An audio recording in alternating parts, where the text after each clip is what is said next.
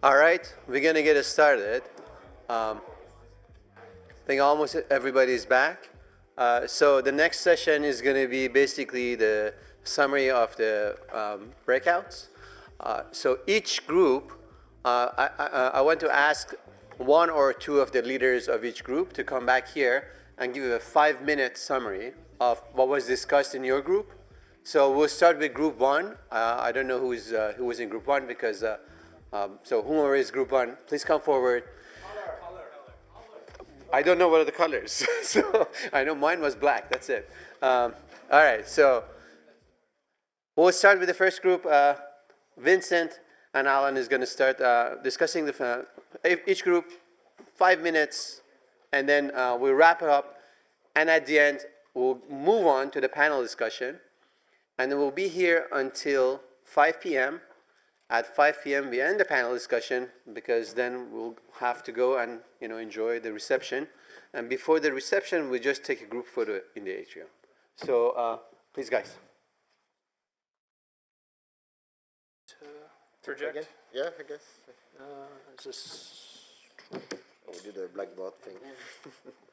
You. Okay. See, that works. On the podium here. Yeah. Choose window wrap. Here's that window. That should work. You wanna? Okay. I guess I'll just start with saying we didn't spend much time summarizing. We had a very free-flowing discussion, but most of our discussion focused on software and thinking about how we can maybe improve or build better tools. We had a lot of questions. We didn't have a lot of solutions. So maybe that's a discussion point for everyone. Yeah. I think one of the main points was the sustainability of the tools that are being developed when, there are always similar needs across labs and there are tools that emerge and sometimes they are sustained, but often there is like a postdoc that developed that and they move on. So how do we make sure that not only those tools that are useful for the community are maintained and preserved and grow up? And so as a community, how do we make sure that we incentivize people talking to each other? And also, especially, that's I think the first point, when there are similar tools that are being developed, how do we make sure that the developers talk to each other and with the users to hopefully make use of each other ideas and code and so on as much as possible, not to invent the wheel, because that's also sometimes a lot of effort spent that is not necessarily the best use of their time, and make sure that this leads to tools that are stable, tested, benchmarked, and really well maintained. So I think one of the ideas also is in the incentivization, there are like hackathons and so on. So that's one idea that is already, I think, in place for many tools. And that's great, for people who can participate to these little sessions over 1 or 2 days, or maintaining, developing tools, but also just making use of resources and tools that exist and that we know will not need necessarily financial support long term, like packaging. We're using containers and infrastructures that they are self-supporting. If you put your pipeline into a container, it will exist online, and other people will be able to use them down the line, even years from now. It's not going to be a Python 2.7 code that breaks. Yeah. I guess on the topic of validation, I think one of the things we discussed is how do you make sure that there's not either too much wasted effort in validating a particular tool versus no effort in validating a tool. And so, is there some way to standardize the validation process so that when a new tool comes out there that you don't have people, multiple efforts in parallel trying to validate whether or not a particular tool actually does what it's supposed to do. And on the other hand, you don't have people out there who don't just blindly use a tool without validating, right? So how do we make it so that as new tools come out, there's some kind of standardized process in validating these, that we trust them, we can use them, and so they can take that validation process away from the scientists and just let the scientist use the tool to do science. It's one particular view. And then I think one of the other points that was expressed is, first and foremost, if we want to build tools and drive broad adoption of these tools, they need to be good, right? You can't have a bad tool out there that no one wants to use. So it has to be a good tool to start, and then there has to be some process for making sure that it's, well, I guess this goes with it being good, but it has to be easy to use, easy to modify, open issues, so on and so forth. So I think, thinking about how to develop a tool so that it has that in place so that it can be better used by the community as a kind of something that exists and persists over time. Yeah, I think along that line of using existing infrastructure like GitHub, for example, GitHub issues. A lot of people use that nowadays, but not us. When you develop a tool and you want it to be useful to the community, if you engage people, that's great achievement. But at the same time, that's going to be a lot of time sink, fixing a lot of issues for other case scenarios that you never thought about. So I think that goes to the point where should scientists be building tools? It's of course a lot of people will keep building tools within the science community, but how do we support also like the software developers across institutions to make sure that because these people may be in better place to address issues and have like a more I don't know or more organized way to resolve tool maintenance and engage with multiple groups that use these tools. Biologist. Yeah, sorry. I think we're at time. That's a short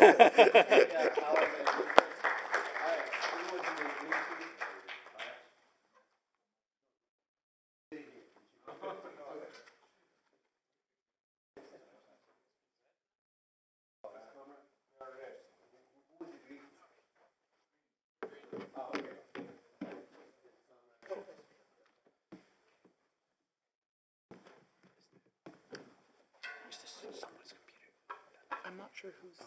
Someone left the computer here. Oh, okay. All right. So next we'll hear from Kamran and from Galen. Right, well, we didn't have enough time to actually make slides. We were just I'm too... just going to move this because okay. someone left their device here. You can put your device here then. Okay. Only you will be using this. Oh, no. We're not going to do a presentation. Yeah. So our group talked a lot about kind of the reward landscape around producing open data and also using it, and how while the field is moving towards producing more open data, it really requires some cultural shift in terms of properly incentivizing people to produce these data and produce it in a way that other people can use, even though that has a very high upfront cost. To make data that is reusable, you have to attach metadata to it that other people can understand, and that often takes quite a bit of effort. For these data sets, some people will actually use a given data set and give you citations, essentially, but a lot of data sets are never cited. I think there was the feeling that there could be a lot of effort involved in making some data available without knowing upfront whether there would actually be any interest in it. And for some of the smaller labs with limited resources and pressure to get grants and tenure and so on, there just wouldn't be the incentive to really invest in that upfront. Yeah, and also there's quite a bit of differences across fields in terms of which open data repositories fields use, and so there's a bit of a discoverability problem. While some people know that Dandy is a great place to get neural data, other people, for example, in the Drosophila field, might have other data repositories. And so, it really would benefit the field if I think these data repositories were more widely advertised, and if people also had the mindset of before you do an experiment, you should think about what data already exists that might answer the hypothesis that you have, instead of just immediately going into the lab and collecting perhaps a redundant data set.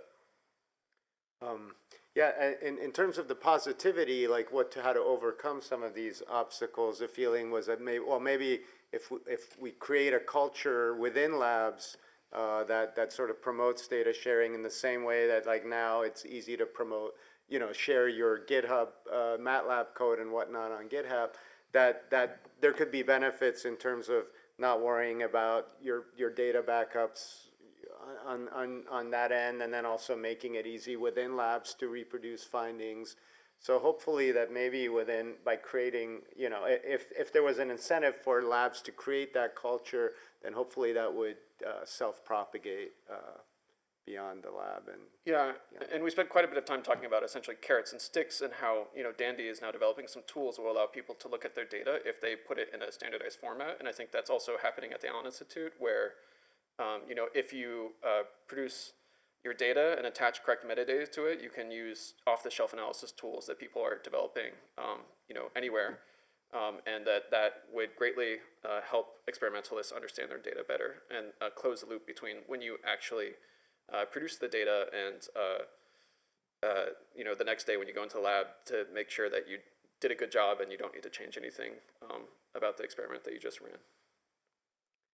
Right, and I guess the other thing is that it seems that nowadays with AI, hopefully it'll be a lot easier for people to figure out these interfaces and how to get their data in the proper format, and then on the other end, how to interpret the data formats that they find on archives.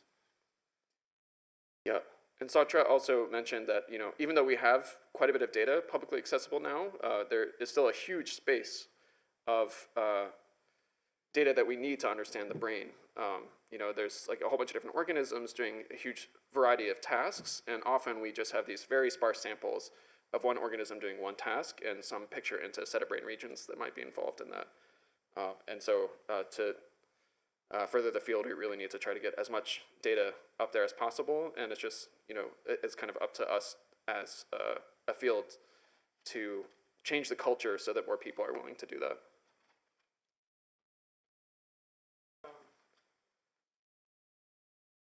Raise a question about something. Somebody may have taken data on this issue already. I mean, presumably, if you're working in an experimental field, you know the literature. I mean, the secondary literature, everything. So you know what the claims are.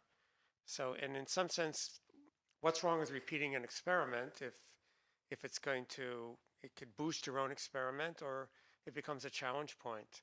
So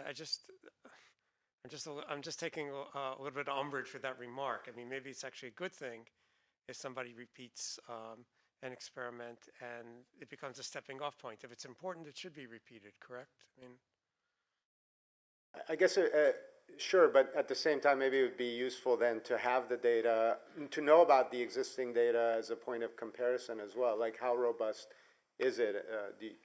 Right? Absolutely. Yeah. Can I just raise a slight second point? I mean, just something that Vincent, who spoke just before he was involved, is, I mean, one kind of stick to get people to, comment on their data, and maybe even put it in, there's a local dandy that one can use, is you link it to backing up the data. Yeah. So the carrot is it's backed up. And then the stick is you have to fill in a little information to satisfy the constraints of dandy, which I think is wonderful. Yeah. Yeah, and we did actually spend a fair amount of time in our breakout room talking about exactly that, how having a set of carrots and sticks from the get-go will actually incentivize researchers to put their data in public places, either through Dandy, it can be backed up automatically, or if you're collaborating with a theorist from the get-go, you might be incentivized to produce the data in a comprehensible way with correct metadata in a place that they can access, and that gives you obvious benefits. And how at the Allen Institute, also to back up your data, you have to produce correct metadata. And so there's some degree of having a top-down culture of like, we should publish all of our code on GitHub in a publicly accessible place, and you should produce metadata with your data, even if it's a bit of an upfront cost. There's a bit of a tension perhaps for that being good for the field, even if it may, in specific instances, slow down individual projects. But eventually, it shouldn't be too much of a lift, and it will help the field. All right, let's thank Gail and Cameron.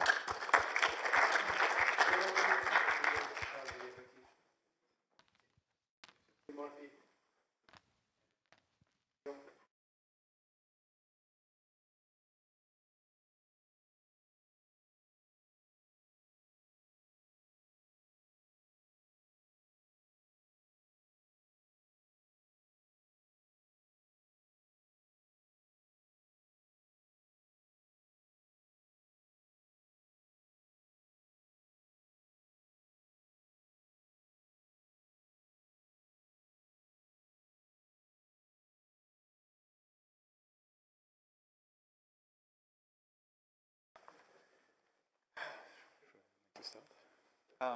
Okay, sure. Okay, so hi. So we talked a lot about, I guess, best practice for designing an experiment and like what you should do when you record. So that's what we talked about, and how to avoid mistakes, how to make sure that you gather the best data set, basically. So I guess it was more like a discussion from a point of view an experimentalist, more than someone who is more like down the line, like using the data, like what to do, what not to do, and how to make sure that you generate the best quality data.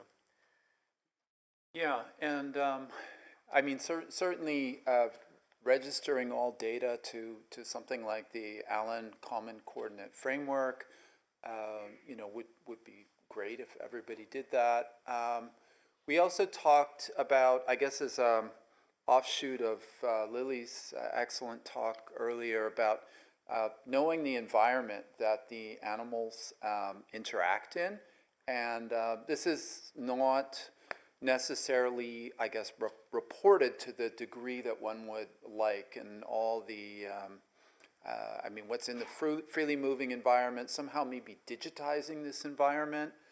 And then other unknown factors that are in the environment, there could be odors. I mean, there's a lot of things that we don't know about too. Yeah. So then we talked about like cell types, which we think is very important to know when you record from a place. Like what cell types do you have? How do you distinguish them? How do you classify them, and so on? So having better tools for that. Then we talk a little bit about LLMs, I guess, and foundational models. How to make sure that we have the best data for that, for what's coming, I guess. And yeah. Well, we also thought that with the cell type, it's important to maybe go beyond tuning, because as we know from some of the neuropixel data, that head direction can be expressed in a widespread way in the cortex, for example.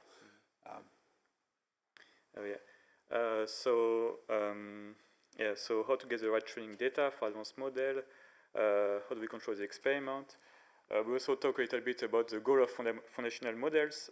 So we agree that this is to predict neural activity in a new class of experiments. So if you train it from something that you know already, and if you ask him to generate some prediction from a new class of experiments, and if it's failing, can you actually learn something about the way it fails? But then the question that arose is that if it fails, is it because an experimentalist has mislabeled a neuron, and mislabeled a region, and so on. So how can you basically be able to differentiate what is a human error during the experiments versus actually the machine doing a good or a bad prediction? Which basically led to the final question: how to carefully align data, how to avoid misnaming, for example, probe locations. If I think I'm in this part of the cortex, but in fact I am here, that's something that's going to be basically polluting my data sets, basically. Yeah, and one other issue around the foundation models was their ability ultimately to generalize to different contexts, not just describe one set of data, but then be able to used in, I don't know, a new modality, new environment.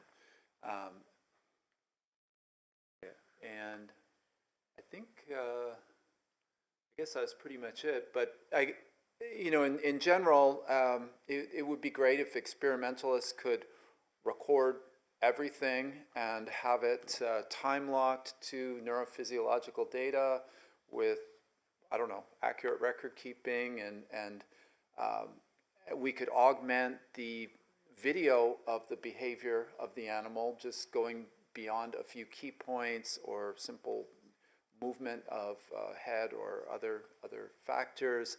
As we know, many things are involved in the neurophysiological signatures that we record. David? Can I ask a question just about clarity? Registered to the Allen atlas, and what that means. I mean, you put your probe in, it's in some absolute coordinates relative to that frame. And that's maybe the basic thing. The atlas itself, it has very sharp demarcation lines between labeled areas. But real brains have, I mean, demarcations, as you well know, are not sharp, and they get even less sharp when you get further down into the brain. Dendritic fields and blah, blah, blah. So what do you mean? Do you mean absolute coordinates relative to... I guess in the ideal world, we all have this common framework that we can work with, and so basically there's this common framework when the position basically means the same thing for everyone, which is like if you look at histology and you say, okay, I'm here, and then I can basically relate that to this common framework, then for sharing data is basically easier, I think. Yes. Yeah, I think there's something that's important. I think it's dangerous Yes. area based on the location. Also variability between brains. That's what we talk actually. Yeah. We discuss that. Yeah, good point. And you had asked about the variance map with Lydia earlier, and that's an excellent point. Perhaps actually it would be great to both of them mention in the paper the data set that say, all right, this is the registration to the Allen coordinate, but this is what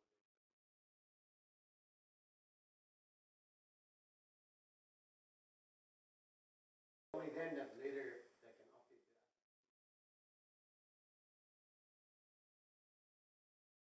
that. Okay, so let's thank Tim and Guillaume. Next, we have Blackie, Oliver, if you don't mind. Is Jeremy here?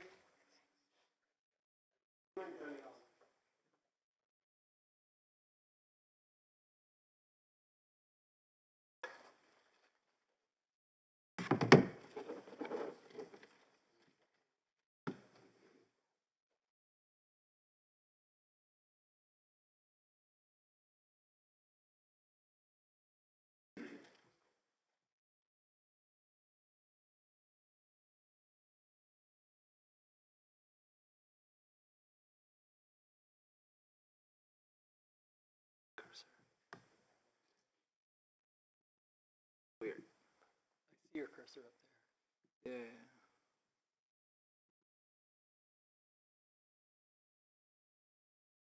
Hopefully this is big enough. All right. Hopefully that's big enough to read. All right. Generally speaking, our discussion focused a lot around sort of issues of trust in scientific data, in scientific methods, and the findings that we generate. So one key topic area there was the need for sharing raw data and the challenges that are associated with that issue of sharing the raw data. Analysis techniques change all the time. The results they produce change all the time, but the raw data remains the source of truth for a particular experiment, right? Independent of all the errors and mistakes that may be in the raw data, but that is what the source that the findings were based on. We discussed the challenges of sheer size of sharing raw data. Many labs don't have the capabilities to really share the data properly, or even having a standard protocols for sharing the raw data. Another key challenge came up was simply curating the raw data so that others can understand it, whether that is curating in the sense of having all the metadata collected with it, but also curation in the sense of annotation of errors and all the other things that happened around the experiment to enable us to understand it And then in that vein, also the need for proper quality assurance and control metrics and those sort of things. And then another topic that came up in that overall discussion was that simply describing an experiment is extremely hard to enable interpretation of the data. And in that context in particular, the lack of ability to properly describe behavioral tasks came up as one key need, in particular for structured behavior, to describe that in a way that it's both reliable, interpretable, and reproducible. On the other spectrum then, not just raw data, but there's also an issue of lack of trust in the data processing results itself. There's a large variety of methods. Every lab has different ways in which they process the data. So how can we enable trust in the outcomes of analysis methods? And so in that context, we talked about the need in particular for benchmarking techniques as a community to create confidence in what an analysis technique can do and how accurate it is. And then within that context, a key challenge that persists in the community is the lack of ground truth data to really benchmark against. Even if we look at efforts from spike sorting, such as SpikeForce, they also struggled at the end with not having the proper ground truth data to go against the full-scale experiments that you really would want to benchmark against. And please interject if I'm misrepresenting anything. And then the other aspect of lack of trust in processing results is that we also have, as a community, a lack of agreed upon standards for analysis pipelines, right? Beyond just sharing source code, there was expressed a need for publishing and reviewing the algorithms that underlie the analysis methodologies, in a sense, independent of the software. So akin of publishing experimental protocols, we need protocols for data analysis that the community can review and agree upon. And then ultimately then also sharing the actual pipelines and tracking of all the transformations that are going on in data. So rather than saying, oh, we use version 3.5 of some software, ideally you would describe what that software is attempting to do so that somebody could repeat it even that way. And so, both of those play into that role of, how can we enable trust in both data as well as trust in the tools that we're using? And so another key issue that came up was, being able to reproduce data results in experiments is a key need, but at the same time, it's also a key challenge in the community. And so that gets to sort of some of the directions that we talked about as, what do we need to work towards? And so one of them is we need the incentives in the community to reproduce results, data, and experiments. The incentives are always to create new results rather than to collect evidence to confirm or refute findings to increase the trust in findings or reject findings. Also then, again, the need to share raw data, the need to share analysis pipelines and protocols, and then there was also discussion about the need for a position paper, but I think I would go to you, David, for that discussion, because you have it better in your mind exactly what the point of the position paper was than I have it. Okay, that's fine. That's just a point I know I didn't capture properly. Okay. Thanks, Jeremy.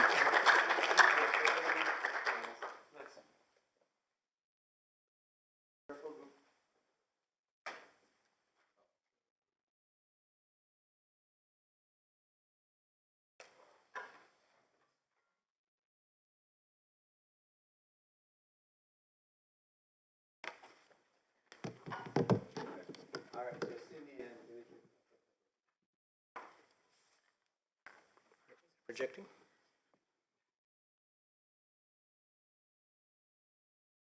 We'll get started. I'm not seeing it. All right, one second. Yeah, we can get started. There we go. Okay, yeah. All right, this is our group. So we also didn't make a slide, but we went last, so we had some time. We had a bit of a philosophical discussion that behavior used to be simple a few years ago, 10, 15 years ago, when we primarily were in the realm of operant behavioral trial-based button pushes and that, and now things have changed. And I would say that behavior is the fastest evolving modality in neuroscience as we move to etho-ML. And so that shift from behavior to from operant behavior to ethology is what is behind some of the fast progress and difficulties that we're experiencing. We just haven't had enough time to create the tools and standards. And the behavior is just a very complex thing. It's a feedback loop between the environment and the animal's internal milieu that is evolving. So lots of hidden variables, brain states, learning, animals learn, and their behaviors changes. It's not a fixed target.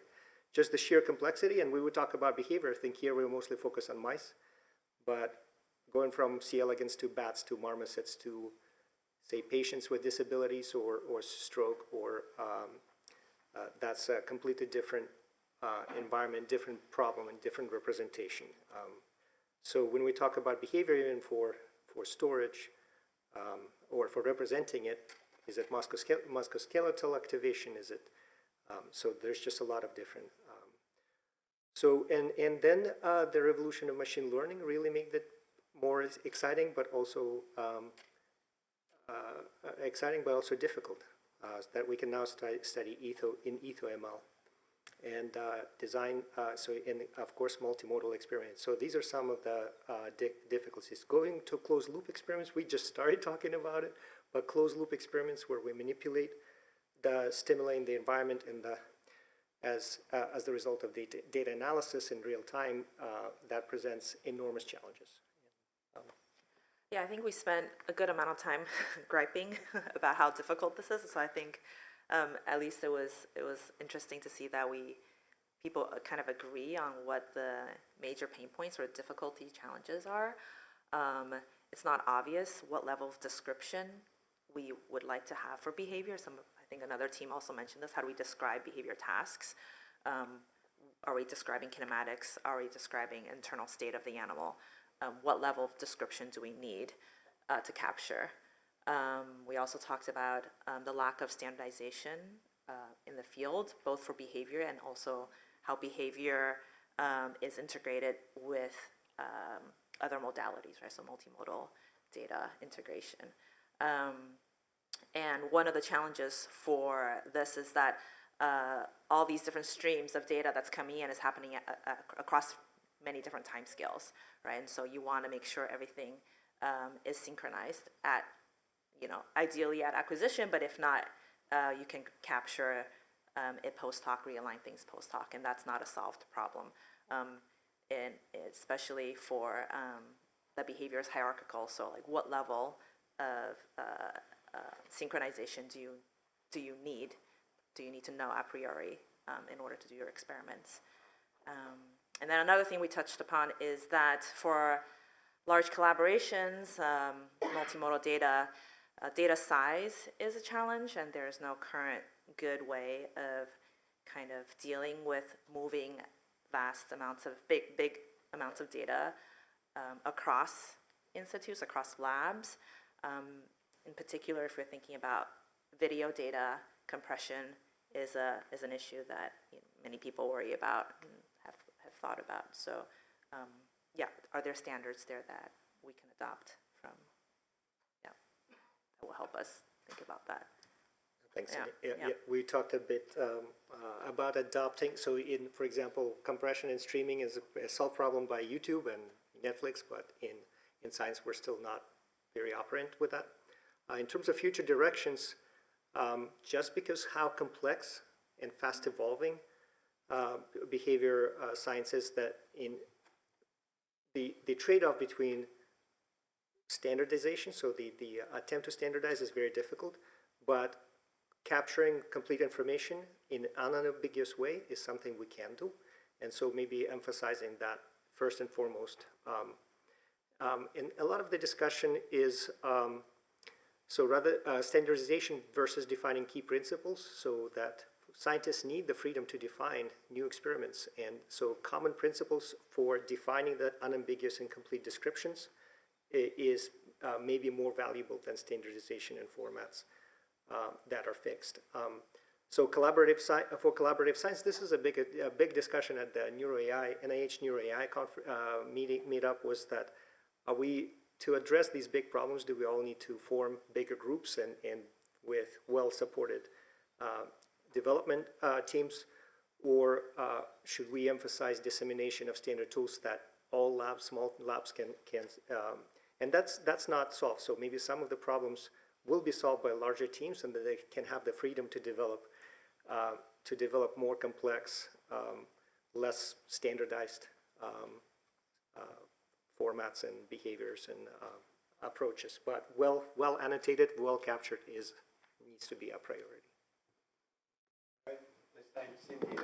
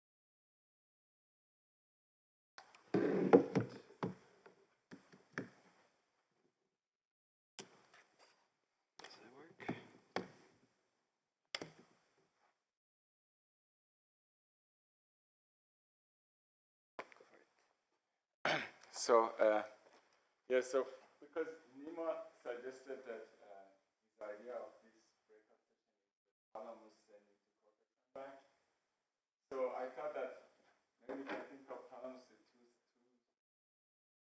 separate ones. One is sensory, one is internal. And thinking about that. Oh yeah, sorry. So using that framework, you can think about what would be like if you close your eyes, what would be the ideal situation that you want to be in 20 years in terms of like what are the aims? So and then we discussed about like maybe you want to record and stimulate all neurons at the same time. Maybe you want to have a brain-machine interface, or maybe you want to have like finding the cure for disease, whatever you want.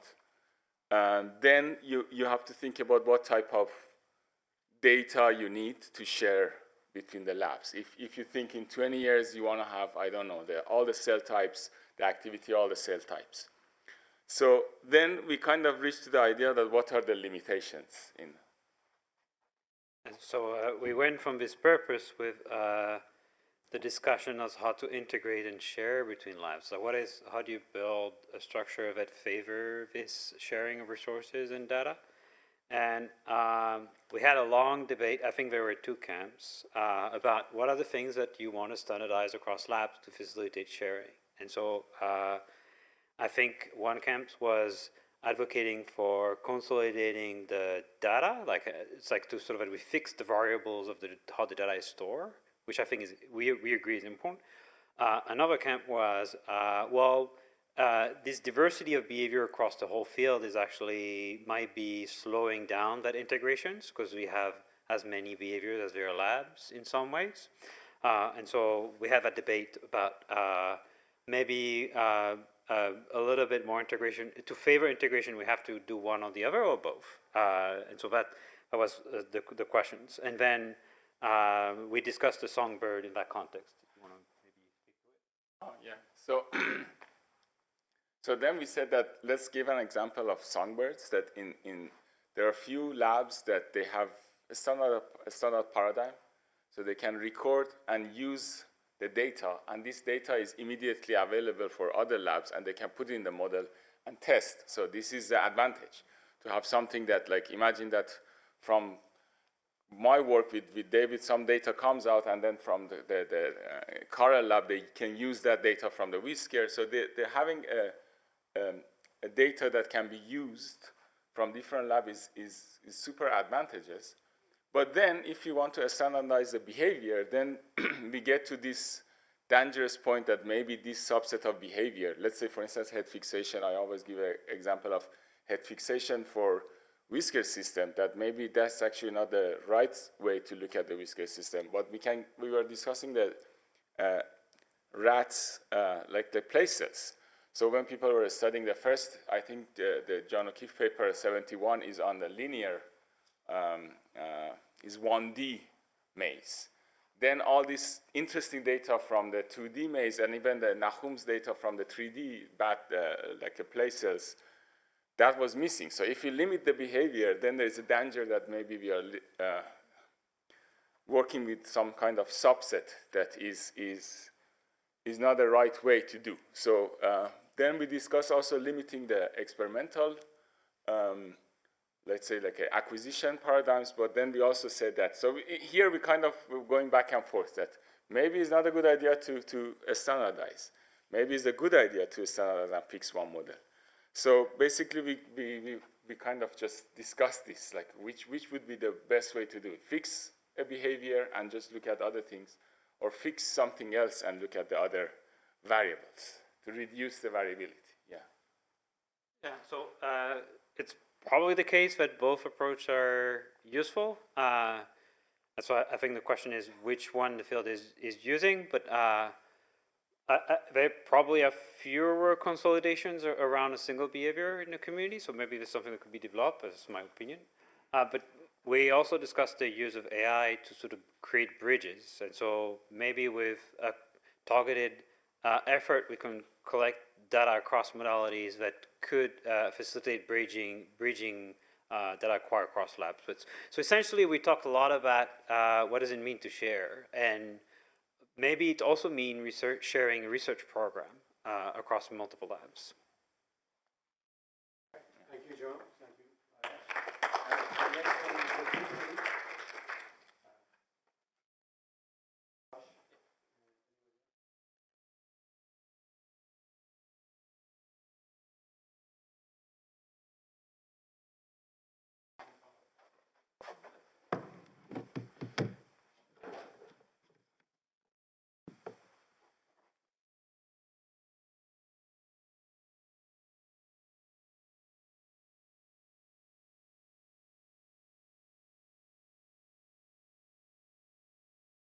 All right.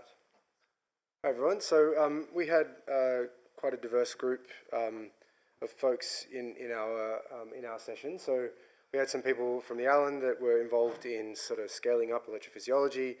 We had people that were doing human fMRI among myself. Some of us more focused on hypothesis-driven science, other ones on sort of scaling up open science software.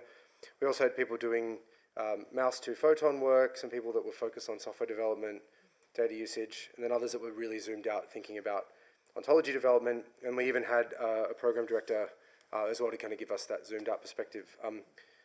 We didn't actually choose a group though, but we got made the Blue Man group. What did we talk about?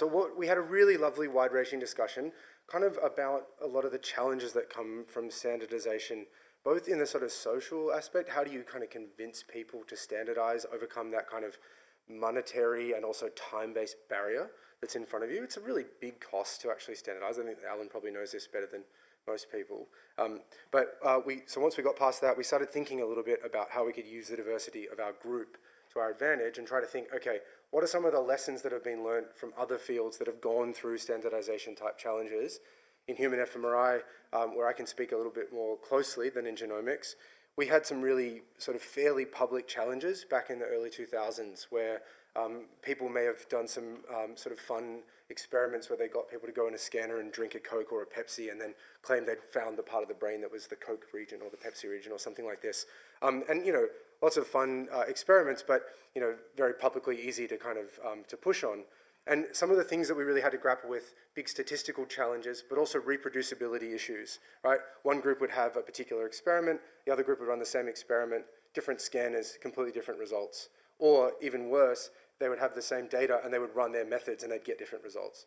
So we had these really big public challenges, and the field as a whole really had to come together at the kind of conference level, the network level, and have big discussions about what we would actually do about it. Long story short, what we've essentially done as a community is sort of invest in standardization processes that are community-wide. So some of the things it works really, really well for, like pre-processing, and one of the models and methods that we talked about a little bit was called the Brain Imaging Data Structure, or BIDS. So this was a big collective effort of the group, which was essentially to bring a lot of people together, both people using and collecting the data, but people actually analyzing it as well, and also software engineers, to try to figure out the right way to actually store your data. So it's not the world's most exciting thing to do with your time, try to figure out how to store a data structure. But the really massive benefit was that then people that come to the field that don't know as much about the idiosyncrasies of pre-processing can immediately start using the top quality pre-processing software. And so that means that, you know, if a new student comes into my group that doesn't have a background in software engineering, I can immediately get them using the best techniques. As a peer reviewer, it also saves you a ton of time because you don't have to worry about whether or not someone's doing some weird thing with slice timing correction. You can trust that the field's kind of got its standard set. The challenge with it is that a lot of things don't standardize very well. One of the things that the fields really had to grapple with is how to take tasks which are really idiosyncratic. You saw from the last talk about behavior that there's a lot of really complicated tasks that really don't standardize well. So the solution to that has been to really try to incentivize people to put their code up online, usually more idiosyncratically. So there'll be a standardized pipeline that everyone, well, most people would use, and then the lab itself that does the analysis now has to be really explicit about what code they used, what parameters they chose, how they chose them. And that's really a decision that has to be made, I think, at a collective level. We have to hold each other accountable to that. So if you find that someone submits a paper and they don't have that code online, you have to kind of be a bit niggly about it and get them to put that up to make sure that you could reproduce the work. The good news about it, though, is that we can now, I think, as a field, move a lot more quickly at that sort of systems level because we can trust each other's work a little bit more. And I think, at least from my perspective, things are much more reproducible. So, for example, one of the practices that's come into our field as a whole is that if you submit a paper and you have a particular analysis, it's behooving on you to find another data set that you could then replicate that result on to show people that it's not just your idiosyncratic data that has that feature, but it's a feature of the data itself. Now, we know that's not practical. It's not like a group can just turn around and make MRI crons tomorrow, right? That takes a really long time. It takes a village. But this ethos of trying to reproduce across data sets, I think, is really, really important. So we talked about that a little bit, and then one of the ideas that came up was maybe leveraging another thing that's happened in the human imaging community, which is to use sort of standardized recording types to kind of standardize across groups as well. So one thing that our field went through was having people do task-free scans. They were called resting state, even though that's a very silly thing to call it. But the idea was that there were unconstrained periods of time. And what that allows you to do is then say across all these different scanners, if you change the field strength, if you change the pre-processing pipeline, are these sort of simple signatures of that system changing? And it gives you this really nice semi-objective way of comparing. Obviously, there's no ground truth, so you can't be sure whether or not you've got a methodological similarity or a system similarity. We then talked a little bit about genomics as well. We talked about the fact that in genomics they map the human genome, and then what they really hoped to do was have this kind of common genome that everyone could come back to and look to. But there are parts of the genome that are actually really stable, and there are parts that are really variable. So over time, there's been many, many iterations of their common framework, such that their common framework now doesn't actually look like an actual genome itself. Instead, it's a much more abstract network. It's got nodes and edges. The nodes are about coding regions. The edges might be some topological similarity between them. And that can still map back to space, you know, where you are in the genome. But it's more about finding a way in a map around the actual concept itself. I think that's actually a really interesting idea to think about for a brain. You know, I think about the difference between a human and a mouse brain a lot. And there are some parts of the human and mouse brain that are really similar. And there are other parts that are quite different. If you're out in the association cortex, you know, there's even debates about whether mice have a prefrontal cortex or not in the same way that we have a granular prefrontal cortex. So if we think to the future and we think how are we going to come up with a framework that actually matches across these different species, we've got to start thinking about making our frameworks flexible in a way that can connect together. So that was it. Do you want to add anything? Oh, yeah, just one thing, we talked a bit about multimodal integration because we have these massive data sets coming from human fMRI and massive data sets coming out of single cell physiology in mice. And right now, we really have no idea about how to integrate them. But at some point in the future, we likely will. And so we kind of need to think about now kind of how those two lines of inquiry are going to intersect at some point down the road. Josh and Matt.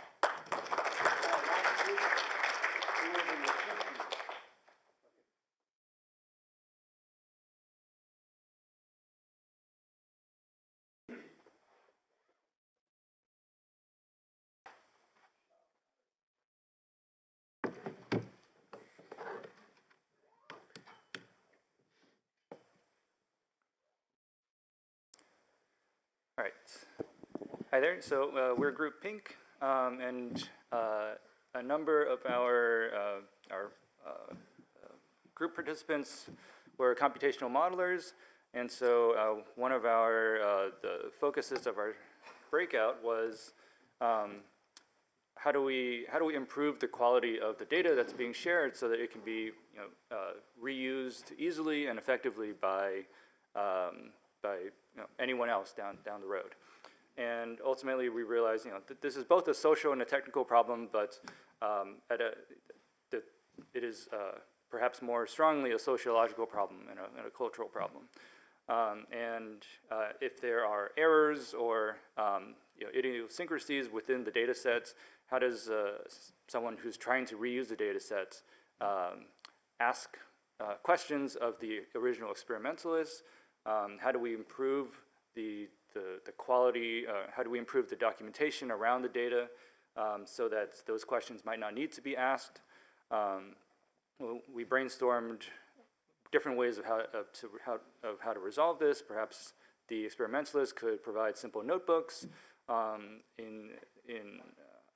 documenting the data and any caveats or nuances about the data.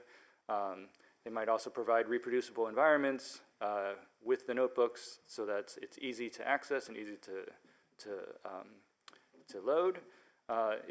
We thought that it was very important for there to be open forums, places like GitHub issues or discussion forums for each data set and for each code base, so that there can be communication between the experimentalists and the downstream users. Perhaps competitions around survey or high-value data sets that might surface issues with the data sets or help others answer questions about the data set that they might know about. And we also talked about how it's important to have training workshops and educational materials to help facilitate dissemination of these data sets to the community. We also talked about how there's a bit of cultural differences between the AI and ML communities and neuroscience. And within ML, which is a fast-moving field, and modern ML perhaps is a newer field than neuroscience, they're already sharing data widely. They're sharing all their code, they're sharing all their models, and they're building off of each other's papers through benchmarks and kind of building libraries that use other people's libraries and so on. And we have a little bit of that within the neurophysiology community with BrainScore, the neural latence benchmarks, and a few others, but there's still a big gap here within the field. And how do we as a community incentivize more data sharing, more code sharing, more model sharing? How do we reward those and make it easier for people to do? Didn't quite have too many answers for that, but one answer was we could, through the sticks approach, by having data and code be reviewed as part of the peer review process and publication. That's starting to emerge in some journals where you're required to share your data and code to the reviewers to look at, but it's not clear that anyone would spend the time to review that and make sure that the figures can be generated from the original data and the code that is shared. So how do we get the community to a space where that's incentivized further? And how do we kind of, yeah. So anything else to share? No, I think, yeah, there was a lot of perspectives from different institutions. I think some of the stuff that Neurodata Without Borders is doing around these, I think the coolest thing was the large language models to generate sort of simple notebooks for all of the data sets that are on Dandy. And then some of the stuff at the Allen, I think like Galen talked about of building that into the sort of quality control aspects of data science. So glad to have had the chance to break out and talk with folks from other institutions. All right, let's thank Scott and Ryan. All right, so thank you all. First, thanks all the group leads. This was fantastic. It worked as I was hoping for because everybody came in with a slightly different perspective than the others, but also some complementary aspects. So let's move on to the panel discussions. Let's ask Christophe, Vivek, Carl, and Jerome. Where's Jerome? Okay, please join here. So Jerome runs the OpenScope here. Vivek is the Jackson Lab, and Christophe joins us from Marseille, and Carl, which you know all. So we will start this session. We'll keep it fairly short because we want to get to the reception.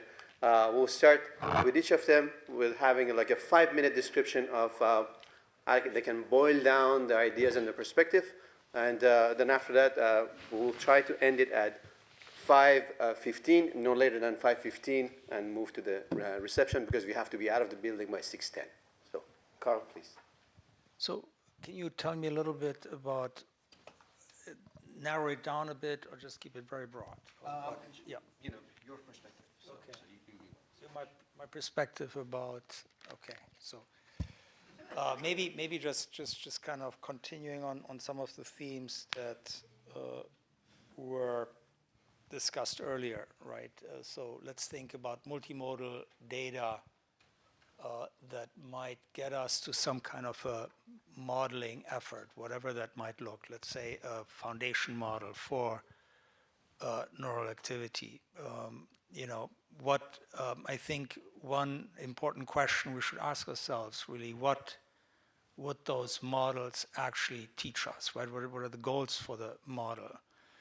I think that will very much, I actually, you know, when people talk about foundation models, 8 out of 10 times I have no idea what they're talking about. That may be me, but sometimes when I dig a little bit, still don't know what's going on. So it might still be me, but I think there's a little bit of wishful thinking here, right? But I can say what the kinds of things that I'd like to see, right? So for example, models that are not mechanistic to start off with, right? Where you just, you have recordings and you, in some kind of rich behavioral context, and you can kind of predict what happens in the future, right? It's a prediction problem. You have some transformers. You predict what the next spike is, and you do this. And that sort of propagates forward in time, and then over different kinds of behavioral kind of motifs, you can kind of predict what the neural activities in some contexts. And of course, the broader the behaviors are, right, that are in your training data sets, that perhaps the more possible it is that you can ultimately predict things in kind of a fundamentally new kind of behavioral context. I'm not sure if that's a pipe dream,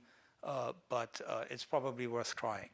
So then with that in mind, right, what kind of, what should we pay attention to? And I think it's many of the things that have been brought up, and I think it's going to be incredibly important to actually be very sure what you're recording from, right? In the fMRI community, they've solved this. They know what a voxel is, right? The scanner technologies are improving a little bit. The pulse sequences are improving a little bit. But there's sort of kind of a continuous sort of vetting of the methods. I think here, this is still Wild West, I think, in systems neuroscience. I think very few people, and we should maybe discuss some of the details, because again, there are some terms that are thrown around here. But how do we know where we record, right? David is concerned, David Kleinfeld, hi. don't read your email. No, is concerned about variability across individuals. I don't think we have any idea about the variability. The variability that Lydia talked about is actually variability across brains. Just fixation artifacts sort of dominate that, right? So actually, it's a really interesting question to ask, right? If you register brains together and you nominally record from exactly the same spot, do you actually get,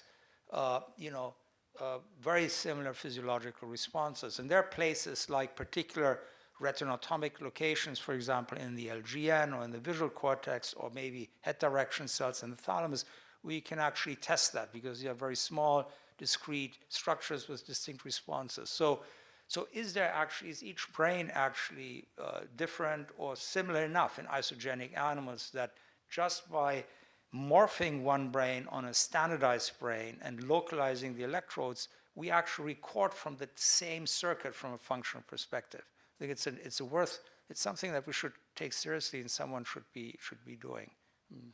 Looking for volunteers here. But so I think, and the reason is, of course, right? I mean, if you record from in one animal in one brain region and from another in another animal from another brain region that's 200-300 microns over, we know the granularity of circuitry is such that might be completely part of different functional loops, right? And you kind of mix that up, then all the generalization and so on, how that relates to the simultaneous behavior recordings is going to be off, and it's a case of, I think, more data won't help. It's garbage in, garbage out, I think. So, and so really we have to up our game, I think, in documenting what we're doing, and that goes with where we're recording. I think other people have already commented on the difficulty of describing behavior, right? With describing behavior, we have to, it's the task parameters, it's the stimuli, it's the motion of the animal with many degrees of freedom. It's the environment that has to be documented, right? Where the edges are, and depending on what you want to do, actually the detailed interactions, right, of the animal or the patient with the object in the environment. So I mean, I think we should, this community should really think about this, right? How do we for particular modeling purpose, right? What do we need? And then there's this question of what kind of variety of behavior to get something that generalizes, that has some hope of some kind of model that generalizes. I'm actually more interested in mechanistic models, like the kind of stuff that Jakob will talk about, but that's maybe a step further afield. I don't want to hog this, so why don't you go on and then can come around again. Yes, so Nima asked about kind of scaling up behavior experiments and measurements in multimodal settings, and gave a scientist the option of presenting slides. So I'm going to do that, and I have like 2 or 3 slides, which is always dangerous. So we've been kind of working on this space of trying to scale up behavior experiments for a while. So I just want to kind of talk about a little bit about what we've been able to do. I hope this. Great. So the way we kind of think of the problem are 3 layers. It's a very simple model, and I'm a trained geneticist, so I think it's really important to start at the fundamental, which is genetics. So an altered genetic circuit shapes an altered nervous system, which in turn leads to altered behavior, right? And most of us are really good at kind of studying 2 out of the 3 layers in the sandwich. So like we're really good at the genetics and the behavior. And when we think of multimodal experiments, I think multiple genotypes and multiple behaviors. But most of you in the room are going to be really good at studying nervous system function and behavior. But ideally, I'd like to convince you is that we need to operate at all 3 layers of the sandwich if we want sort of generalizable principles. Because studying, behavior in the nervous system in black 6 J mice is akin to really studying a single clone, a single individual over and over again. And the rules we learn may have challenges down the line. And at the Jackson Laboratory, we have over 47,000 mouse models in our repository. These are, animal models, obviously. And at any one time, we have 1,000 of these on hoof. So I see the mouse, while it's limited time, on hoof before it gets frozen down, as an opportunity to collect data on them. And every animal that gets frozen down is sort of lost data. And that's really kind of like what we're trying to do, is to scale this up. So our solution has been like, a while ago, this is back in 2017, 2018, we collected this large data set of just 1 hour open field videos of 2,200 mice. These are so 2,200 hours of data, but we did it across 62 different mouse strains. So that allows us to do genetics. And then we've been sort of just systematically kind of analyzing the same data over and over again. We started with sort of tracking, we went to action detection, went to gait and posture. We're even looking at defecation, like the fecal boli. And then we used all this data to set up sort of a web app where anyone who has any behavior can essentially carry out genetic correlation, heritability estimates, and GWAS analysis without doing anything more than just setting up a classifier for that behavior. That's a hard question. Yeah. This is a mouse put into a novel environment, but there's no food. Right. Exactly, yeah. We're actually in the process of curating and releasing a data set where there is food and there are multiple mice, and this is a data set funded by Safari. So we have data from 4 ASD strains plus controls, and this is 4-day-long continuous recording of 3 mice in groups and multiple kind of groups. And then we have 2 ages, 2 sexes. It's a large data set for about 150 terabytes of data. There'll be raw video plus tracking data. So this kind of, will be available for the community to operate on and do what they like to do. And even the strain survey is available. Okay, so scaling up experiments. So this is nice, but I think the theme here is how do we standardize so we can scale up? So we essentially, the Jackson Laboratory funded the creation of a home cage monitoring system that is sort of like a real scalable commercial solution. There's a preprint available. This has like 2 cameras. It collects all these kind of sensor, fantastic data. This is some of what the data looks like. And left is daytime, right is nighttime. So again, multiple animals, home cage setting. This is HD data. There's a foundational sort of ML model that tracks, maintains identity, all these different things. And this, in my opinion, we sort of start to need to get to some level of standardization. I see the field as sort of needs to have sort of what I call a genomics moment. So back in 2003, 2004, if you're around for that next generation sequencing revolution, around 2005, 6, there were lots of homemade systems. Every lab had a system. There were several commercial offerings also. And then around 2008, 9, everyone sort of consolidated on the Illumina platform. And what, in my opinion, happened is everyone went from sort of doing their own little thing and having sort of bespoke solutions to actually outsourcing the work of image acquisition, because sequencing is just imaging, to Illumina, and then focus really on the library building and the data analysis afterwards. So what I like to propose is a system where essentially the foundational, the data handling, the foundational stuff is done, and we focus more on what's really important, which is animal models that sort of go into the system, and then behavior analysis that comes out of this system. So this is a cloud-based, completely great system for data sharing. And the first rack actually was just put into my lab last week. So we're really sort of excited about scaling up behavior data collection in this system. And I'll stop there. Thanks. Thank you. All right, so Jerome and Christoph, 5 minutes each. I'll try to stick to that. So scaling up behavior measurements means different things to different people. So to me, scaling up means understanding what's going on in one behavior better than across many mice. And so I have this engineering bias. And so the world is infinite. There are infinite number of behaviors that we can deal with. And so if we really don't want to understand, I think we have to limit the number of variables we study. And so every behavior is going to need different recordings. And so I don't think that's the case, that you'll need to record every single muscles for every single behavior.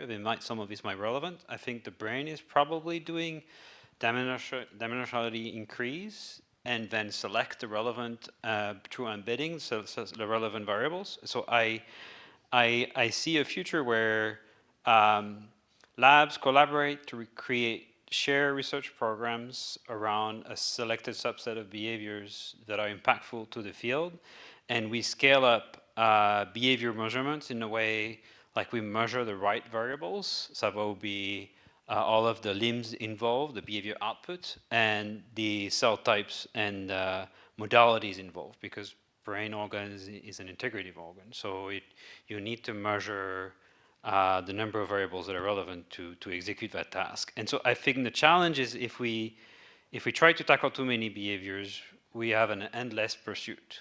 And so I think like we need to be smart about this. So that's my perspective. And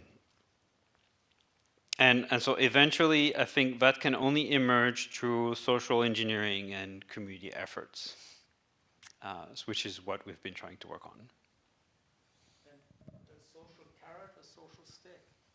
Both, yeah, together. So to go back to what was on a slide, what I would like to see in 10 years. In 10 years, I would like to see how to handle complexity in what we are doing. So Carl mentioned that the individual nature. So just to answer your questions, we have this paper where we virtualize mice brains in the virtual mouse brain.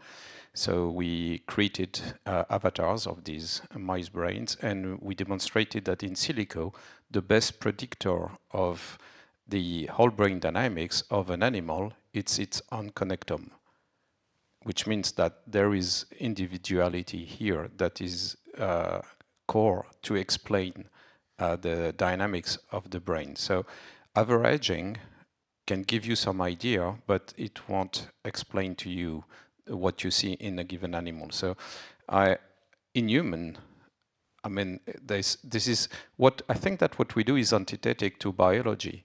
Biology is variability. That's the key thing about biology. It's variability. Otherwise, there wouldn't be evolution, and nobody would have survived without variability.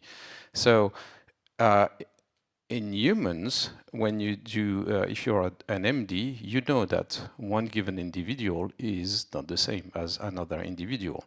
And in epilepsy, for example, the worst case that you can use to cure one patient is to use another patient, because you cannot generalize what you have found in one patient to another patient. Each patient is nearly an individual, and you have to treat this individual specifically, try to cure. So variability in biology is the key thing. So how do we handle that? So, okay, the genetic background could be a solution, but what do you do with somatic mutations? Somatic mutations occur in all living organisms when they divide, and we have tons of somatic mutations. They don't express a phenotype most of the time. Sometimes they do. How do you handle that? They are hidden. There's no way you can access them. So these are major difficulties. I don't know how to address that, but we don't want to forget it. If we standardize something and we want to force an average behavior, I think that's a major mistake. We should keep an individual approach to system neuroscience. And the other major difficulty, which is the key principle in life on the planet, is degeneracy. How do you handle that? Multiple solutions to the same problem. This is the core of any living organisms on the planet. The system is degenerate at the single cell level. So imagine now billions of neurons in your brain. I mean, they can all have different protein solution or protein networks. They will achieve the same in the end. But how do we handle that? I don't know. that's a major question. And if we forget these complexities, which are the basis of life, maybe we won't get a very deep answer. But as Carl mentioned, starting with the individual nature of what we study, that could be a major step. It's a difficulty. If we just know about it, that's sufficient. Then we are more cautious with the conclusion that we can reach. Okay, I'm sorry about being so pessimistic, but that's the reality. All right, so let's thank actually all the panelists so far. So I was told that we have to leave the building by 6 p.m. So let's spend five more minutes and we'll move there. Any burning questions, either from panelists or panelists or from the audience? All right, Tim. I don't know if it's burning, but just thinking about Carl's comment, garbage in, garbage out in these models. That's definitely my intuition as a neuroscientist, right? But I'm wondering if we would have predicted the same thing from the large language models in AI. Like I think they've gone so much further than I would have predicted. 5 years ago or 8 years ago, I would have said, garbage in. This is the internet. How is it ever going to become intelligent? Just trained on the internet. Yeah, I think it's different. I think we had a little bit of a discussion. There's language, semantics in the garbage from the internet, right? But if you record from the striatal, but you think you're in, I don't know, whatever, the neighboring brain region, the ventral cortex, you've just made a mistake. And I think these mistakes really abound. Because, But I wanted to, I like your point. I just wanted to kind of poke a little bit on that. There's really a lot of work in invertebrates, right, where you have defined, essentially identified neurons, right? Every fly is sort of at the level of computation, like these looming responsive neurons, or CO detection in the antennal lobe. So, people take a fly out of, and then of course people even do crosses across related species and map traits and link, right, changes in behavior to specific cell types. I'm not that pessimistic. I think that individuals, especially if they're isogenic, are very, very similar.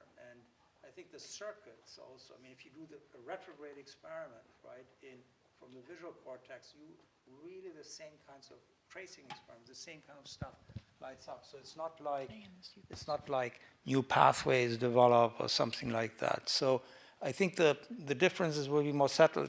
Your larger point is true, right? That we don't really have a handle on the individual variability. You can't do the connectome of every mouse. When I mean connectome, some kind of real mapping of the connectivity for every mouse. The only connectivity atlases that have been made are really aggregated over many, many individuals anyways. But I don't see really the danger that's sort of at the level of major cell types, right, or connectivity that we don't have enough to work with. Your larger point, I agree with, yeah. All right, any other question? So I just want to make one point about variability, which is, in genetics, we know exactly how to quantify variability due to genetics. That's the measure of heritability, right? We've been doing that for decades. So, yes, there is individual variability, but there's variability due to genetics, and that's where we want, at least from my perspective, those are the traits I want to study, the heritable traits. Okay, go ahead. So related to what Carl was talking about, like if you don't know the area of the brain that you're recording, right? So, or the variability of the brain area. Sometimes, like I remember Martin Duchamp, when he was trying to record from brainstem area, we were passing by some areas, and he was telling me that now you will hear the nose, now you will hear this one, and these are not reported. Maybe actually if we report many variables, instead of like decreasing them, we record more variables of the experiment. Then we can figure out better how to.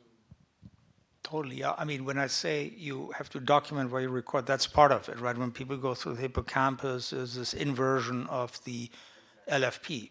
Of course, you use that to find the layer, but you still have to report where you are within, say, CA1 or something like that, right? So yeah, I totally agree. Can you hear me? Yeah.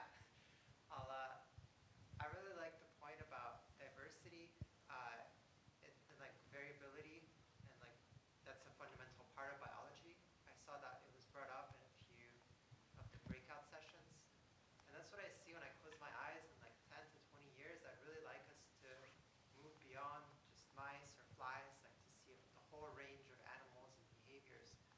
But I see that it seems like there's a tension between like this whole diverse set of possible experiments. Maybe in the future it'll be so easy to run an experiment in neuroscience, hopefully, that we can just run it. But then how do you standardize that? And I wonder if you have thoughts on this tension and how to resolve it. That's what I would like to be solved. All right. Any other questions? I mean, I can sit, well, since I sit here, I'd be happy to give you my take, which is almost certainly wrong and idiosyncratic, but I think that I would like to see actually, I'm a little bit more with Jerome, maybe we talk too much, but that we rally around some interesting problems, right? I mean, we really don't know. When I do this, we have no idea what happens. What are the antecedents, right, for voluntary movement? Where does that happen? Where does it initiate? It's just the simplest, there couldn't be anything simpler, and we cannot explain that, right? The mechanistic chain of events, I'm not even sure if that's the right paradigm, right? That underlies a simple action. So, you know, and I, on the other hand, I love the ethological program if it's sort of, but the community can only support, I think, very few of those, because it takes a village, right? You have to do the anatomy, you have to do the zebrafinch, and zebrafish. They're both great. It's a great example, but it was like 5, 6 labs working in semi-competition, or maybe 10 labs, semi-competition, collaboration, sustained, but they also worked only on 2 kind of behaviors, right? Song learning and song production, right? So it was sort of focused for a long time. And I think we probably can't support hundreds of these systems. There's just not enough people, I think. All right. Jerome, do you have anything? Well, I also think about the evolution in that. I mean, the space of solution to solve behaviors increase at a new generation of animals, and so it just explore constantly. And so the answer might be different on any animals, as you say. It depends on the variability, but I don't think we need to solve all behaviors. Because the solution to those behaviors will change as any new species comes in. And so if we really want to push neuroscience forward, I think we have to sort of make a trade-off there. That's my opinion.